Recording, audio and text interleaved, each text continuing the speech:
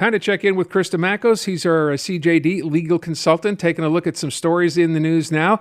Key statistics that have just come out that I think, to be fair, are pretty concerning. So let's start with one. This concerns insolvency reports. So consumer bankruptcies and proposals are up close to 20% from a year ago, and that's in 2023. And if we remember back, 2023 was a pretty terrible year as well. So Chris, obviously, some businesses, more businesses, have not recovered. So let's say you're facing a situation like this, insolvency, what should you be doing? Because obviously just deciding to walk away is not the answer. Right. And the one thing, and this applies for everything, there's only one thing than making a wrong decision that's worse than making a wrong decision, and that's making no decision at all.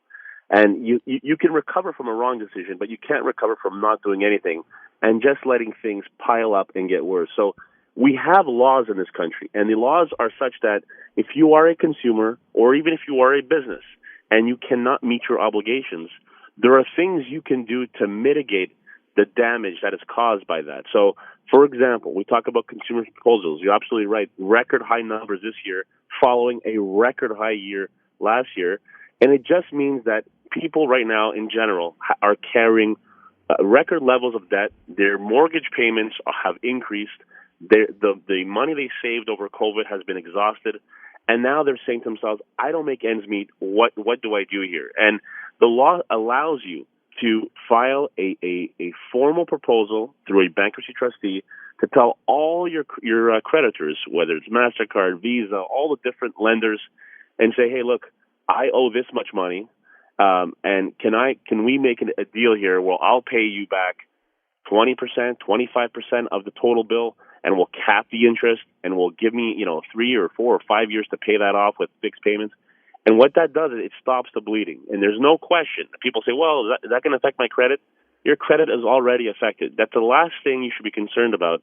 If you can't make ends meet, is your credit rating. What you want to do is you want to stop the bleeding, stop living in a deficitary situation, and then start rebuilding after that's done. So for everyone who's out there, the one thing I recommend, there's a lot to know. There's a lot of different options for people. But if you have more debt than you can handle, the worst thing to do is say, well, maybe my situation is going to change in a year. Maybe I'll find a job where I make 30% more salary. That's the wrong approach. What you want to do is make a decision.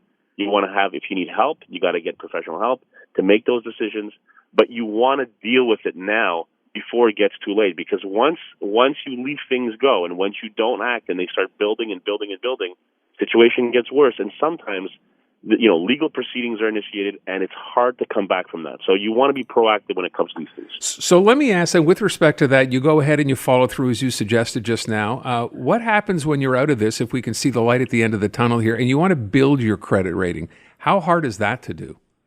Well, it's a lot. It's not easy, but it's because if you look at the numbers here, there's record numbers of people doing this. It's becoming a lot more mainstream. If you talked about rebuilding your credit back in the 1970s, it'll probably be a lot more difficult than it is today. It's so apparent. It's so prevalent in today's, especially over the last couple of years. We're talking about record numbers. Bankruptcies for companies are up over 50% from the year before. So we're used to this. The creditors are used to this. And how does it work? Well, you start off with one bank and you tell them, hey, here's a little bit of money. You can keep this in an account. Can I have a credit card? And you start building it up. And from what I've seen and the professionals I've spoken to, it doesn't take 5 years. Sometimes you're up and running within a year. So it's something that you want to look for. You're better getting over this difficult period and starting to build again on solid ground. And yes, there's some concessions you're going to have to make, but that's a much better situation, lesser of two evils, if you ask me, than continuing to be in a deficit position. So one more part on this that I want, because I'm sure people will be wondering, you're talking about, it's best to do something because doing nothing is always the worst sort of thing you can do. But what about the legal differences between, say, filing a proposal, right, where you're saying, here's what I can do and I think I can live with, and simply going ahead and saying, I'm just going to declare bankruptcy? Right. That's a very good question. There's a fundamental difference. With a proposal, you retain your assets. If you have a home, if you have a condo, if you have a car, you have your furniture, you retain those assets. You file a proposal, and you have to respect that proposal, your payments, and then you'll be declared clear and free of that proposal, and you keep all of your assets. When you file for a personal bankruptcy, what happens is all of your assets, save for some exceptions of necessity, they are all taken. So cars and homes and these types of things are usually taken from you because the bank wants to take back its property, has a lien on it, and sell it. So that's a fundamental difference between both. And, bringing up the home, for example, that's another thing. Well, people, for example, are saying, I can't make my mortgage payments anymore. And there are many. Defaults are higher than they've ever been. You don't want to wait on that. You want to say, well, I do have some equity left in this house. If I have a mortgage, the chances are it's not mortgaged at 100% of the value. It's probably mortgaged at 65, 70% of the home's value. You can still be proactive, make a decision and say, I'm going to sell this home. I don't want to, but it's better than just giving it up for nothing in a bankruptcy. I'm going to try and salvage that 25% of equity that's still left in the home, and I can make a decision after that. So the key message here is, if you're not doing well, if things are not going well, don't let them continue to deteriorate. You want to get ahead of this and make difficult decisions, yes, but place yourself in a position to be successful in a year from now. That's the key message here. Okay. I want to move from that to housing real quick while we still have a couple of minutes here. So one of the other statistics that's out right now concerns a housing report outlook, which looks like we're going to see prices continue to rise. Now, at the same time, we're expecting the Bank of Canada to cut interest rates, maybe even as many as 2 more times before the end of the year. I think some people think that's going to make life a whole lot easier. You're suggesting don't be fooled that maybe that's not the case. Right. I was watching one financial analyst who said, we don't lower interest rates to make homes more affordable.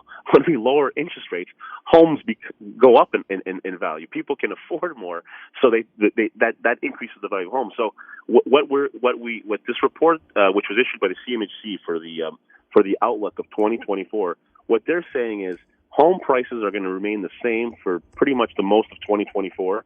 But with the cuts coming, as you mentioned, more cuts on the way, they believe that the prices of homes are going to increase in 2025 and peak late 2025 and 2026. So what does that mean for someone right now? Well, if you're looking to buy a home or you're looking to sell a home, you got to take that into consideration, especially if you're saying to yourself, hey, if I want to buy a home and I'm on the cusp here where I can't really do well if homes continue to go up, you might want to get into the market a little earlier, even if rates are higher, and get yourself a mortgage that'll basically come down with the time.